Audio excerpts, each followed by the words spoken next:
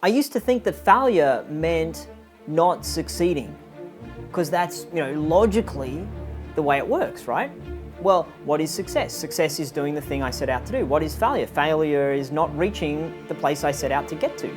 But it was around about 5 or 6 years ago, I had a real realization, a real truth emerged. And I was working in my indie games company, and throughout my entire games career, I thought that success was completing a game, getting it out there, and having it do very well, whether that was a good Metacritic rating, or whether it was selling a lot of copies, or whether it was having a lot of people rave about it, or having people say that they loved it. I thought that was success as a game developer. And then when I started going out indie and had my own company, I didn't have that success. We'd make games that people didn't like, or that didn't sell well, or we wouldn't even complete them. We'd get halfway through and say, you know what, this game, we know it's not going to be any good. We've got a little bit of feedback, let's just scrap it. And for me, that meant I was a failure. So there were years where I was living in the shadow of failure, because failure meant not having a successful video game. That is what I thought. And then I had a huge realization that failure is not about falling over. Failure is when you don't get back up and keep going at it. And I've learnt that from talking to so many indie game developers. And they'll say, well, you never succeed on your first game.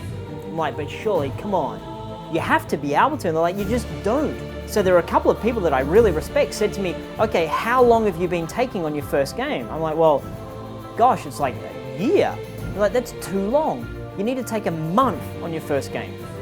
Get it out there, learn from it, because there's so much you learn just by launching, going through that process. And I'm like, well, what if it doesn't do well? It's a big waste of time. And that's wrong. That's not the way to think about it. The way to think about it is when you put it out there, when you launch something, that is success, because you had the courage to put it out there and learn from it. So you do your first one, you learn from it, your second one, you learn from it. If people don't buy it, if people rate it poorly, it doesn't matter. Push it out there, get it out there, learn from it, get better at it.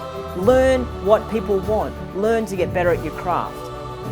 And you will succeed, and you are succeeding.